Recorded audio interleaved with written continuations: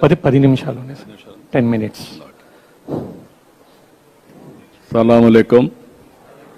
అస్సలాముఅలైకుం. చాలా సంతోషం.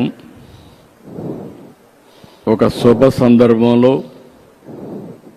రంజాన్ మాసంలో ఈరోజు మిమ్మల్ని అందరినీ కలవడం నా అదృష్టంగా భావిస్తున్నా. అందరికీ రంజాన్ శుభాకాంక్షలు. ఈరోజు మిమ్మల్ని చూస్తే నేను 40 ఏళ్లుగా రంజాన్ జరుపుకుంటున్నాం. నేను కూడా భాగస్వామి అవుతున్నాను. అయితే మీ అందరిని చూసినప్పుడు ఒక క్రమశిక్షణ, ఒక దాతృత్వం, ధార్మిక చింతనల కలయికే ఈ యొక్క రంజాన్ మాసం అత్యంత పవిత్రమైన మాసం. మనం అందరం కూడా పవిత్రమైన భావంతో ఈ రంజాన్ పండుగ జరుపుకుంటున్నాం. ఈరోజు మీరందరినీ చూస్తే ఉదయం నుంచి ఇప్పటి వరకు నీళ్లు కూడా తీసుకోకుండా ఇప్పటి వరకు దీక్షలో ఉన్నారు. ఒక కఠినమైనటువంటి దీక్షతో ఉన్న మిమ్మల్ని మనస్ఫూర్తిగా అభినందిస్తున్నాను. ఇది ఒక గొప్ప ఆచారం, పవిత్రమైన ఆచారం. ఉదయం నుంచి ఖురాన్ చదవడం, ప్రార్థనలు చేయడం, ధ్యానం చేయడం, అదే మరి ఇతరులకు సహాయం చేయడం, ఇలాంటి మంచి పనులు చేసి ఒక పాజిటివ్ దృక్పథాన్ని నిలవరుచుకొని మీరు మీ కుటుంబాలు ఆనందంగా ఉండడం కోసం పనిచేస్తున్నారంటే, అదే సమయంలో సమాజం కోసం కూడా మీరు దోహా చేస్తున్నారు. దానికి మనస్ఫూర్తిగా మిమ్మల్ని అందరినీ అభినందిస్తున్నానని చెప్పి కూడా నేను మీకు తెలియజేస్తున్నాను. ఈరోజు మనందరికీ ఖురాన్ నేర్పించినటువంటి ఒక మంచి గుణం, డబ్బులుండేవాళ్ళు వేరే వాళ్ళకి సహాయం చేయడం.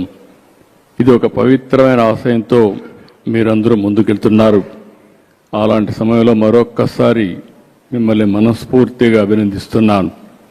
ఇప్పుడే కాదు, మొట్టమొదటి నుంచి కూడా తెలుగుదేశం పార్టీ మైనారిటీలతో అనేక కార్యక్రమాలతో అనుబంధం ఉంది.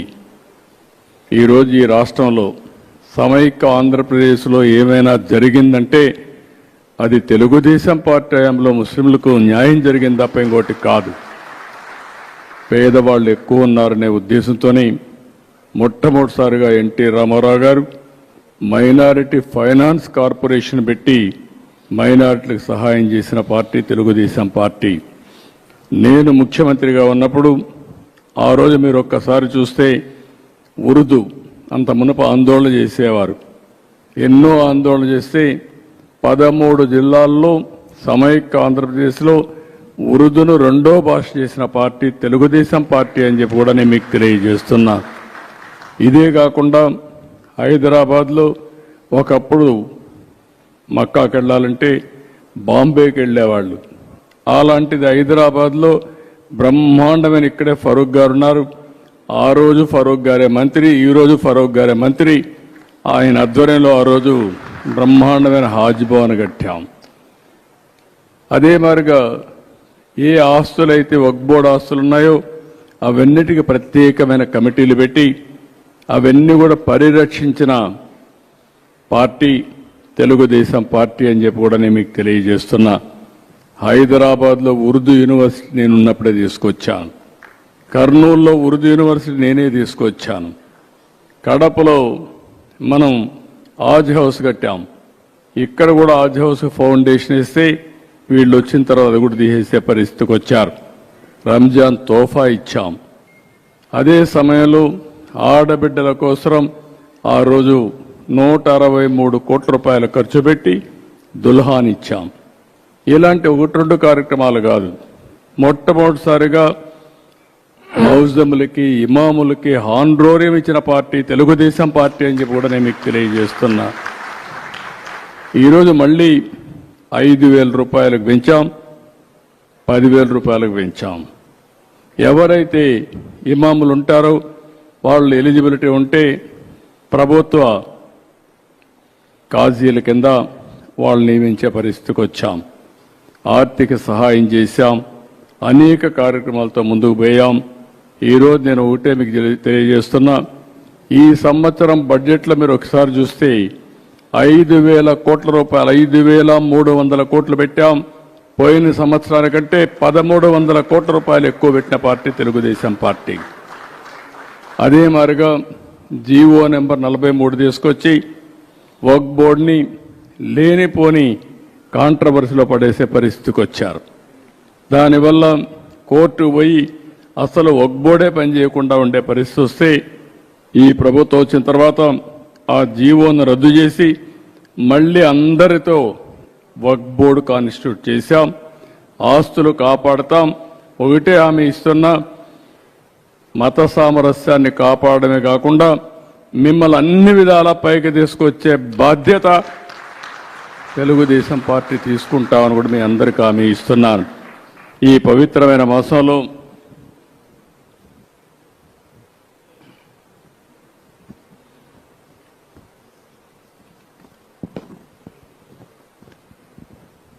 మీరందరూ కూడా మీరు సంపాదించుకున్న డబ్బుల్లో కొంత ఖర్చు పెడతా ఉంటారు పేదల కోసం.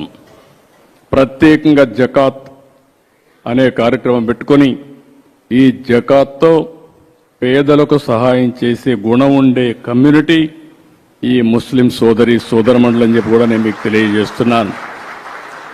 నేను అందుకే ఈ పవిత్రమైన మాసంలో నేను ఒక కార్యక్రమానికి శ్రీకారం చుట్టాను. జీరో పావర్టీ P4 కార్యక్రమం. ఆ కార్యక్రమం ప్రకారం మీరు ఒకసారి ఆలోచిస్తే డబ్బులుండే టాప్ 10%, డబ్బులు లేని కింద నుండే 20%కి పూర్తిగా సహకరించాలనే నినాదంతో ముందుకు పోతున్నాను. దానికి పేరు కూడా పెట్టాను, మార్గదర్శి బంగారు కుటుంబం. ఎవరైతే సహాయం చేస్తారో వాళ్ళని మార్గదర్శిగా పేరుతో పిలుస్తాం. ఏ కుటుంబానికైతే సహకారం అందిస్తామో బంగారు కుటుంబం అనే పేరు పెట్టి నేను ఒకటే ఆలోచిస్తున్నా. ఈరోజు ప్రభుత్వ విధానాల వల్ల P3 ఉంది. అంటే ఈరోజు మీరు ఒకసారి చూస్తే ప్రభుత్వం ప్రైవేట్ భాగస్వామ్యంతో ఆస్తులన్నీ వస్తున్నాయి. ఒక రోడ్డు, ఒక టెలికమ్యూనికేషన్, లేకుంటే ఒక పవర్ ప్రాజెక్టు, ఇవన్నీ వస్తే మనకు వస్తువులు వస్తున్నాయి. కొంతమంది కోట్ల రూపాయలు సంపాదిస్తున్నారు. ఇంకా పేదవాళ్ళు ఉన్నారు. 3 పూట్ల సరైన తిండి లేకుండా, పిల్లలకు సరైన చదువు లేకుండా, ఆర్థిక అసమానతలతో జీవన ప్రమాణాలు కూడా సరిగా లేని పరిస్థితి ఉంది. అందుకే నా జీవితంలో ఒకటే ఆలోచించాను, పేదవాళ్లతో నేను ఉండాలనేది నా జీవిత ఆశయంగా ఎంపిక చేసుకున్నా. అందుకనే మీరు చూసినప్పుడు జీరో పావర్టీ P4 అన్నాను. 100% పేదరికం నుంచి పేదవాళ్ళని పైకి తెచ్చే కార్యక్రమానికి శ్రీకారం చుడతాను. ఈ సంవత్సరమే 30వ తారీఖున ఈ కార్యక్రమాన్ని శ్రీకారం చుట్టి ముస్లిం సోదరులు ఎవరు పేదవాళ్ళున్నా వాళ్ళని అన్ని విధాలా పైకి తీసుకొచ్చే బాధ్యత ఈ ప్రభుత్వం నేను తీసుకుంటామని చెప్పి కూడా నేను మీకు తెలియజేస్తున్నా. ఈ రంజాన్ మాసంలో మీరు కూడా దువా చేయండి. మన అందరం కూడా బాగుండాలి, అందరం కూడా ఆర్థికంగా పైకి రావాలి. మీకు ఎప్పుడు నేను అండగా ఉంటాను. అన్ని విషయాల్లో మీతో కలిసి వస్తానని చెప్పి మరొకసారి మీ అందరికీ తెలియజేసుకుంటూ అందరికీ నమస్కారాలు, ధన్యవాదాలు. Thank you. इफ्तार के लिए सिर्फ 2 मिनट बाकी है. दुआ कर लेंगे सर. दुआ చేసుకుందాం. ఇఫ్తార్ కోసం 2 మినిట్స్ ఉన్నాయి. దువా చేసుకుందాం. కూర్చోండి. सब दरूद शरीफ पढ़ ले. अल्लाहुम्मा सल्ली अला मुहम्मद व अला आलि सय्यिदिना मुहम्मद वसल्लिम. మీరు మీ కంఫర్ట్ ఎలా ఉండాలి, మీ కంఫర్ట్గా మీరు కూర్చో. అదే ఇబ్బంది ఏం లేదు సార్. అవునవును, మీ కంఫర్ట్గా మీరు కూర్చోండి. లకల్ హమ్దు వ లక శుక్ర్ యా అల్లాహ్. అల్లాహుమ్మ సల్లి అలా ముహమ్మద్ వ అలా ఆలి సయ్యిదినా ముహమ్మద్ వ బారిక్ వసల్లిం. యా అవ్వలల్ అవ్వలీన్ ويا آخر الآخرين ويا ذا القوة المتين ويا صاحب المساكين ويا أرحم الراحمين يا حنان يا منان يا ديان يا ريان يا بديع السماوات والأرض يا ذا الجلال والإكرام ربنا آتنا في الدنيا حسنة وفي الآخرة حسنة وقنا عذاب النار وأدخلنا الجنة مع الأبرار يا عضيد يا غفار يا رب العالمين يا رب العالمین یا رب العالمین.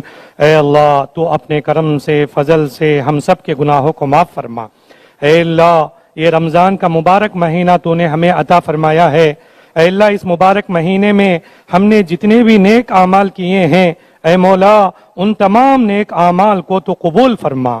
اے اللہ ہمارے ماں باپ کے گناہوں کو معاف فرما, ہمارے اساتذہ کے گناہوں کو معاف فرما, ہمارے اکابرین کے گناہوں کو معاف فرما. پوری امت مسلمہ کے حال پہ رحم کا, کرم کا, عافیت کا معاملہ فرما. اے اللہ جتنے لوگ ہمارے رشتہ دار متعلقین دنیا سے چلے گئے ہیں, خبروں کے حوالے ہو چکے ہیں, اے اللہ ان سب کی مغفرت فرما. جن کی مغفرت ہو گئی ہو ان کے درجات کو بلند فرما. اے اللہ عرش کے سائے میں انہیں جگہ نصیب فرما, عرش کے سائے میں انہیں جگہ نصیب فرما. اے اللہ آج کی یہ جو افطار کی محفل اور مجلس ہے, اس محفل میں ہمارے ریاست کے وزیر اعلیٰ سری نارا چندر بابو نائیڈو صاحب ہماری محبت میں یہاں تشریف لائے ہیں. اے اللہ ان کے آنے کو قبول فرما. اے اللہ ان کی عمر میں برکت عطا فرما. اے اللہ ان کو اچھی صحت بنا. اے اللہ یہ پوری دنیا میں, پورے ہندوستان میں جو ویژنری وہ وزیر اعلیٰ کے ساتھ مشہور ہیں, اے اللہ ان کے مقاصد کامیاب فرما. اے اللہ ان کی اہلیہ محترمہ کو صحت عطا فرما. نارا لوکیش کو بھی اے اللہ اچھی زندگی عطا فرما. دیوان شاہ ان کے فرزند پوتے اور ان کی بہو کو بھی عطا فرما. اے اللہ این ایم ڈی فاروق صاحب اور اس طرح یہاں پر جتنے لوگ اس مجلس میں جمع ہیں, اے اللہ افطار کا موقع ہے تو دعاؤں کو قبول کرتا ہے. اے اللہ جس کے دل میں جو نیک تمنا ہے سب کی دعاؤں کو, سب کی تمناؤں کو قبول فرما, سب کی مرادوں کو پورا فرما. اے اللہ جو مانگا ہے وہ بھی عطا فرما, جو مانگنے سے رہ گیا وہ بھی عطا فرما. اے اللہ ہماری اس ریاست کو ترقی عطا فرما. اس ریاست میں پیار محبت الفت کو زندہ فرما, بھائی چارگی گنگا جمنی تہذیب کو زندہ فرما. اے اللہ ہندو مسلم عیسائی سکھ سب مل جل کر پیار محبت سے زندگی گزارنے کا ماحول بنا اور ریاست آندھرا پردیش کو پورے ہندوستان کے لیے نمونہ بنا اور نارا چندر بابو نائیڈو صاحب کو پورے ہندوستان کے لیے بھی نمونہ بنا. اے اللہ ہماری ان دعاؤں کو تو قبول فرما. وصلی اللہ تعالی علی خیر خلقہ محمد وآلہ وصحبہ اجمعین والحمد للہ رب العالمین.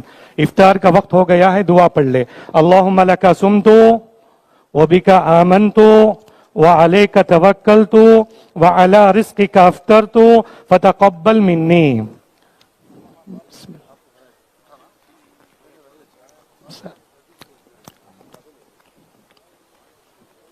سب افطار کر لے.